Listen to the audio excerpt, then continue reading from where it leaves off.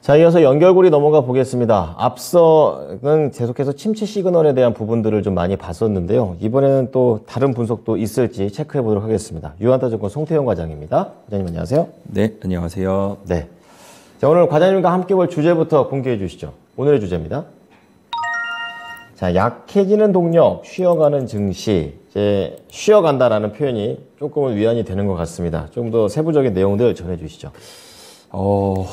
말씀을 드리기가 조금 그런 게 사실 옵션 만기였었잖아요. 그랬죠. 뭐 그럼에도 불구하고 사실 변동성이라든지 이런 부분은 많이 없었어요. 그나마 괜찮았던 시장이었다라고 좀 보시면 될 것 같은데 어쨌거나 바닥에서부터 단기적으로 지수가 상승하는 데 있어서 가장 중요했던 것이 투자 심리에 대한 부분이었었는데 그 심리에 대한 부분 자체가 다소 동력이 약해지기 시작을 하게 됐고 이제는 계속적으로 연준 인사들 같은 경우에도 매파적인 발언을 더욱더 많이 하게 되면서 이런 투자 심리를 많이 훼손시키고 있다라고 볼 수가 있을 것 같고요. 또 하나는 말씀하신 것처럼 경기 침체에 관련돼서 요즘 지표도 그렇고 그렇더라고요. 이 월가에서도 엄청나게 많은 이제 분량의 전망들을 쏟아내고 있습니다. 그래서 이런 부분이 과연 추가적인 랠리로 이어질 수 있겠는가에 대한 부분이 무언가 다른 하나의 모멘텀이 나오기 전에 좀 어려운 것이 아닌가라고 생각을 해볼 수 있는 것 같고요. 이번 주 같은 경우에 23일 날 FOMC 의사록이 나오게 될 거잖아요. 거기서 점도표는 없기는 하지만 그럼에도 불구하고 최종 금리 관련돼서 이 연준 인사들이 많은 이제 발언들을 했을 테니까 거기서 다시 한번 동력을 살펴보자라고 말씀드릴 수 있을 것 같습니다. 그렇군요. 자, 이제 그런 가운데 여러 가지 연준 인사들의 발언은 매서웠습니다. 또 수잔 콜린스 보스턴 연은 총재 발언부터 좀 들어보도록 하겠는데요. 이분이 또 워낙에 또 투표권까지 있어가지고 좀 더 자세히 봐야 될 것 같습니다. 결론은 75bp 아직 우리가 카드로서 만지작거릴 수 있다. 긴장 풀지 말자는 거죠. 라는 부분입니다. 우리는 사실상 지금 금리 인상을 통해서 경제를 둔화시키는 것에 초점이 맞춰진 것이 아니라 뭐 이런 부분을 방어하는 거에 초점을 맞춰주는 것이 아니라 노동 수요를 공급에 맞게 더 균형적으로 맞추는 것에 더욱더 우리는 포인트가 가 있다. 즉 뭐 인플레이션이라든지 이런 경제 전반적인 것에 더욱더 맞춰져 있는 거지 우리가 뭐 단순히 경제 침체라든지 이런 부분이 다소 나올 수 있다라는 부분에 매파적인 상향을 계속적으로 뭐 이어가고 있었던 부분이었다라고 보시면 될 것 같고요. 스티펠 같은 경우에는 이 목요일 날 보게 되면은 제임스 블러드 세인트 연은 총재 같은 경우에 7%에 관련돼서 이야기가 나왔었잖아요. 워낙 매파시니까. 그런데 스티펠 같은 경우에는 이런 블러드 연은 총재가 제시한 것보다 최소한 100에서 200bp 정도는 더 높게 가야만 인플레이션 잡을 수 있다. 그럼 최대 거의 9%? 네, 9%까지도 갈 수 있다라고 이야기를 하고 있는 겁니다. 세네요. 그래서 이런 부분이 결국은 투자 심리에 다소 약화를 시킬 수밖에 없는 부분이었었고 부담되네요. 사실 지수에서도 보게 되면은 그 전에 보게 되면은 다우 대비 나스닥이 보다 더 견조한 흐름이 많이 나왔었잖아요. 그런데 다시 한 번 더 이것이 바뀌어서 다우가 조금 더 견조한 흐름이 나오게 되는 이런 부분과 연동이 되고 있다라고 보시면 될 것 같고요. 이 에버코어 같은 경우에는 이 블러드 총재의 기준금리 5에서 7% 정도의 이 발언 자체가 미 연준이 금리 인하로 선회할 것이라는 인식을 제거하기 위한 조치로서 보인다라고 이야기를 하고 있습니다.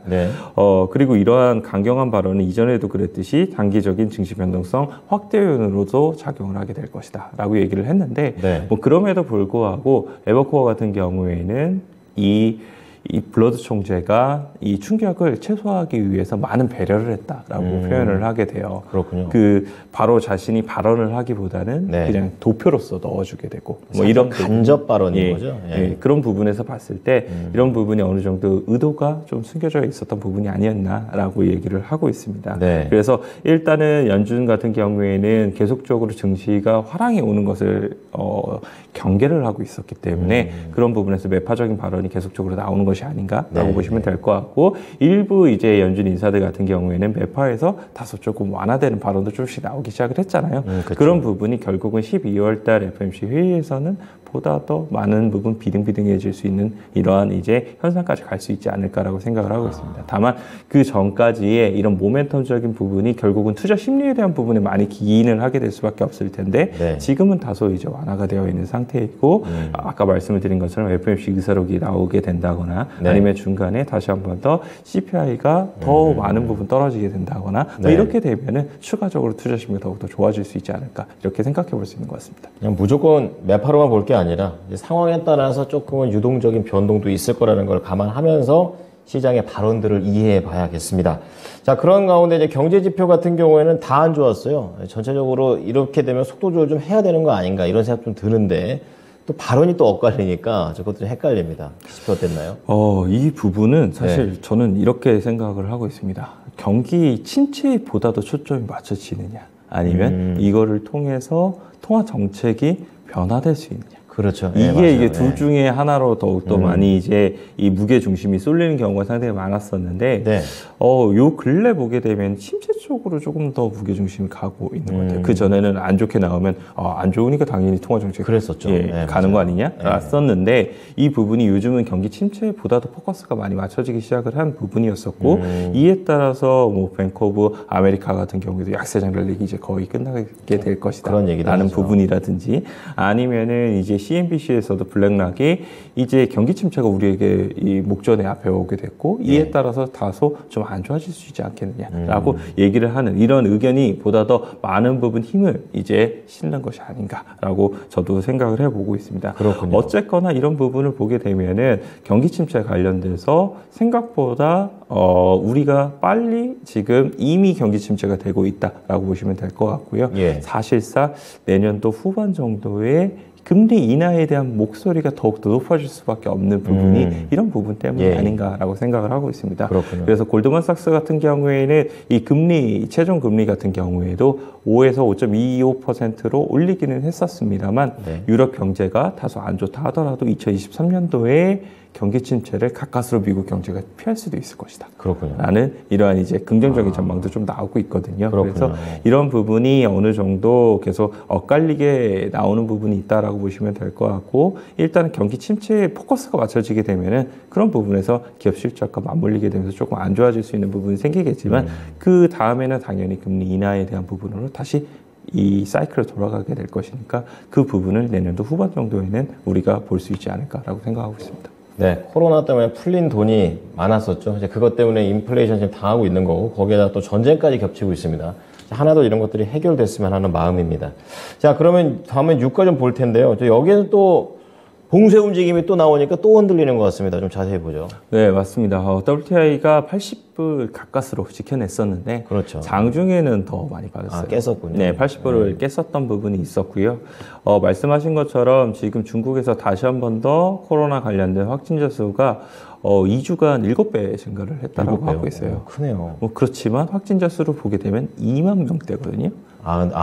워낙에. 네, 워낙 제로 뱃수로만 따지고 엄청 커 때문에, 보이네요. 예, 뭐 이런 부분이 사실상 결국은 중국이 제로 코로나 정책에서 그쵸. 이제 정책 전환을 하게 되면서 풀어내고 있는 상황 속이었었는데 이런 게 다시 나오게 되면서 다시 한 번 더 제로 코로나 정책 강하게 가는 거 아니냐 이런 이제 우려감이 나타나고 있기는 합니다. 네. 하지만 이제 이 중국에서도 계속적으로 관련돼서 중증 환자는 우리가 갖고 있지 않다라는 부분이라든지 이런 부분을 강조를 하게 되면서 정책적인 부분 자체가 내년도까지 했을 때 이 제로 코로나 정책을 완화시킨다는 것은 그게 그렇게 큰 이견은 없어 보이고요. 네. 제로 코로나 정책은 결국은 뭐 전 세계에서 사실 중국밖에 안 하고 있기 때문에 그렇죠. 그런 부분에서 큰 방향성 자체는 달라지지 않지 않을까라고 생각을 하고 있습니다. 그렇군요. 그래서 일단 이런 부분이 어느 정도 영향을 미쳤던 부분도 있었던 것 같고요. 그리고 이제 이 정제 마진 같은 경우에도 계속적으로 요즘 좋게 유지가 되고 있고 네.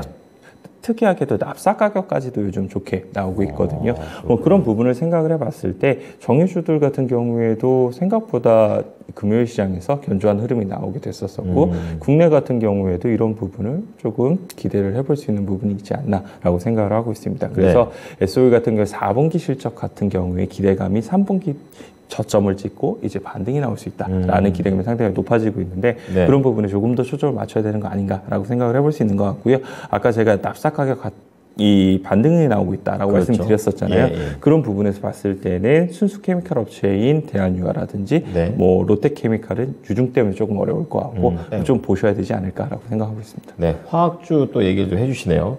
자, 그런 가운데 오늘 중요한 종목들 한 3가지 정도만 보도록 하겠습니다. 처음엔 풋라커가 있군요. 실적 발표한 기업이었었고요. 네. 네, 소매 기업들이 이제 실적을 발표를 했는데 타겟은 안 좋았는데 그 외에 다 지금 좋게 나오고 있습니다. 아, 전반적으로 타겟만 안 좋았군요. 네, 사실 로스커퍼니 같은 경우에도 실적 뭐 잘 나왔고요. 예. 뭐 실적 잘 나오면서 지금 큰 폭의 상승이 나왔었고, 그리고 플라커 같은 경우에도 사실 절대적인 수치만 놓고 보게 되면은 수치 자체가 그렇게 좋지는 못하지만 비교 평가를 해야 예, 되니까. 눈높이가 낮아져 있는 그렇죠. 상태에서 컨센서스 대비 그것을 비트를 했기 때문에 그런 부분에서 시장은 환호가 나왔다라는 정도로서 보시면 될 것 같고요. 네. 그리고 요즘 분위기 자체가 사실상 약간 방어주적인 성격적으로 좀 가고 있잖아요. 그렇죠. 그런 조심하죠. 부분에 더욱더 맞물리게 되면서 보다 더 이런 상승세가 커졌던 것이 아닌가라고 생각을 하고 있습니다. 그래서 네네. 풋라커 같은 경우에 한 8.8% 정도 상승이 나오게 됐고요.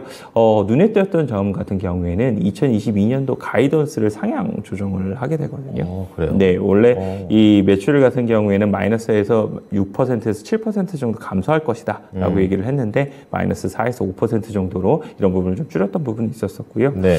그리고 이제 갭 같은 경우에도 3분기 실적이 컨센서스를 상회하게 되면서 상당히 이 큰 폭의 상승세가 나오게 됐습니다. 다만 이제 갭에 대해서는 이 월가에서도 의견이 지금 계속 갈리고 있거든요. 아, 그래요? 뭐 아무래도 재고 관련돼서 경기 침체 오게 되면은 이거 어떻게 할 거냐. 그렇죠. 라는 이런 네, 부분이 맞아요. 상당히 많기 때문에 그런 부분에서 지금 어느 정도 의견을 좀 갈리고 있다라고 보시면 될 것 같고 네. 갭에 대해서 의견이 갈린다는 것은 국내에 있어서 OEM 업체들 같은 경우에도 의견이 갈릴 수밖에 없는 부분이기 때문에 그런 부분과 좀 연동하셔서 보셔야 되지 않을까 이렇게 생각되고 있습니다. 네. 자, 소비 쪽 좀 봤고요. 이번에는 자동차 하나만 더 보도록 하겠습니다. GM이 다른 종목들에 비해서 좋았네요. 네, GM이 사실 전기차 업체에서 다 안 좋았는데 네. GM이 인베스터 데이를 진행을 하게 되고 좋은 얘기 인베스터 나왔나 데이에서 봐요. 긍정적인 평가를 받게 됩니다. 아, 그렇군요. 네, 그래서 이런 부분을 한 3% 정도의 상승으로 마무리가 되는 부분이었다라고 보시면 될 것 같고요. 네. GM 같은 경우에는 사실 연간 가이던스도 상향 조정을 했던 부분이 있었어요. 그리고 인베스터 데이에서 우리가 전기차 관련돼서 지금 전환을 확실하게 핵심적으로 우리가 해내가고 있는데 지금 여러 가지 상황이 불확실성이 높음에도 불구하고 우리는 2030년도까지 판매량이라든지 아니면은 이 생산에 대한 부분에 있어서 목표량을 달성을 하겠다라고 네. 얘기를 하게 되고요. 2025년도까지 우리가 이 자동차 판매량에 있어서 전기차에 대한 비중 자체가 20%까지 증가를 시키겠다. 라는 부분까지도 강하게 어필을 하게 됩니다. 그래서 월가에서도 이런 부분이 긍정적인 평가를 받게 네. 되고 이에 따라서 GM이 상승이 나왔다. 이렇게 보시면 될 것 같습니다. 네. 좀 더 차별화된 흐름을 보였던 GM입니다. 자, 오늘 연결고리에서 종목으로 바로 연결해 보도록 하겠습니다. 오늘 종목은 딱 한 가지입니다. 보여주시죠. 네, 2차 전지 소재가 되겠습니다. 포스코 케미칼 목표 주가까지 가볍게 언급해 주시기 바랍니다. 포스코 케미칼 같은 경우에는 GM과의 사업 비즈니스 모델이 계속적으로 많은 부분이 이어지고 그렇죠. 있기 때문에 네. 그런 부분에 있어서 포스코 케미칼이 GM이 성장을 하게 되면은 같이 끌고 갈 수 있을 만한 종목이 되지 시너지가 않을까라고 생각을 하고 있고요. 일단은 포스코 케미칼이 양극재 관련돼서 장기에 대한 수주를 맞았던 부분이 있었었는데 이 캐나다 법인 관련돼서도 네. GM하고 지금 이 조인트 벤처를 맺어서 85대 15의 이 비율로 지금 지분을 갖고 가는 부분이 있거든요. 저는 넓히고 있군요. 네, 그래서 이런 부분이 이제 2024년도, 2025년도로 가게 되면서 양극재 관련돼서 더욱더 많은 부분 납품을 하게 될 것이다라고 보시면 될 것 같고 네. 그 외에도 보게 되면 이제 RAA 법안 관련돼서 이제 시행령이 나오게 될 텐데 그런 부분에 있어서도 포스코 케미칼이 상당 부분 수혜를 가장 많이 받을 수 있다라는 전망도 많은 만큼 포스코 네. 케미칼 관심 있게 좀 보셔야 되지 않을까라고 생각을 하고 있습니다. 그래서 포스코 케미칼 같은 경우에 장기적으로 한 30만 원까지도 갈 수 있지 30만 원. 않을까라고 생각을 하고 있고요. 2차 전지 관련돼서 가장 핵심이 될 수 있는 소재 업체이다. 이렇게 말씀드리도록 하겠습니다. 네, 길게 보시는 분들은 30만 원까지 보셔도 될 거라고 얘기를 해주셨네요. 포스코 케미칼이었습니다. 잘 들었습니다. 네, 감사합니다. 네. 자, 유한타증권 송태현 과장의 의견이었습니다. 오늘은 2차 전지 소재 쪽 포스코 케미칼 장기 목표가 30만 원을 얘기를 해주셨습니다. 네, 지금까지 투자 판단에 도움이 될 수 있는 정보를 제공해 드렸습니다. 하지만 특정 종목의 상승과 하락을 보장하지는 않으니까요. 이 부분 참고해 주시기 바랍니다. 오늘도 성공 투자하십시오. 고맙습니다.